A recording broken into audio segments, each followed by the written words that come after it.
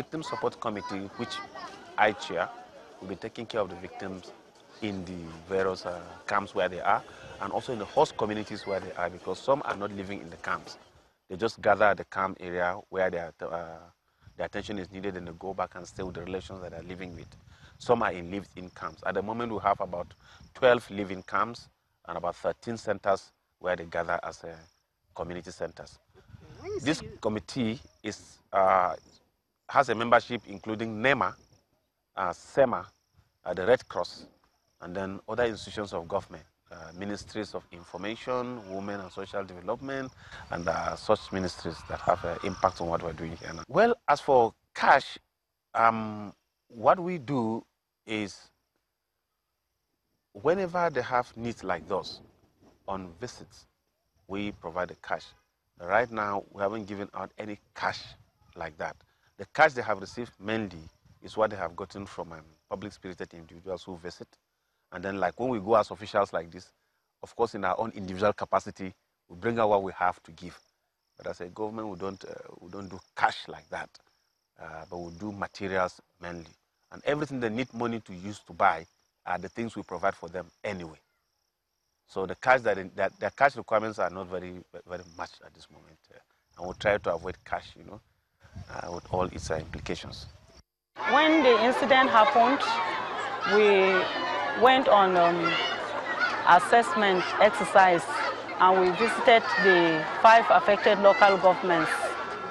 That is Jos South, Riom local government, Barkin Ladi local government, Bokos and Mangu. So in the course of our exercise, we discovered that most of the people that were affected, they run to place of safety, and most of them were hosted in the churches, and presently they are being hosted by churches. Only in the cases of few that were hosted in the primary schools and the community town halls. And in the course of our exercise as well, we went out for needs assessment, and we also discovered that they had challenges of burdens, challenges of needs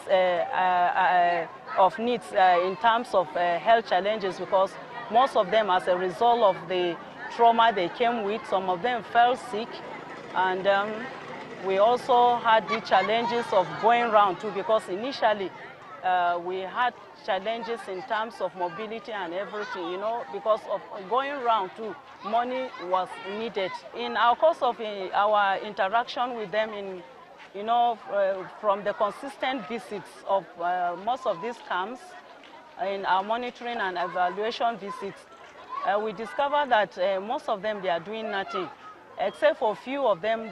From time to time, they feel like visiting their villages, because they were farming earlier before this incident happened, to see whether their farm produce that are ripe for harvest, like Irish potato, could be harvested.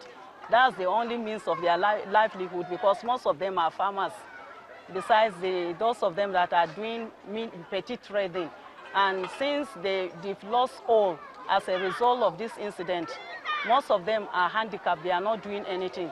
They are only waiting on intervention. There's a committee that has been set up by the state government, which NEMA is part of it, and we really appreciate that.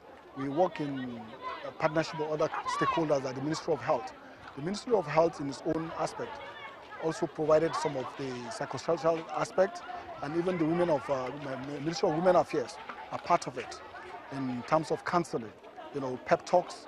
We engage them pep talks, trauma healing. We bring in other organizations like the Red Cross, which has another unit, and even our own agency, in our own organization, the North Central too. We bring in some officers in the paramedics that tend to engage them in clinical psychology, in trying to just rehabilitate them, just to engage them psychologically, and even engage them in groups, engage them just one of two things, games and other things.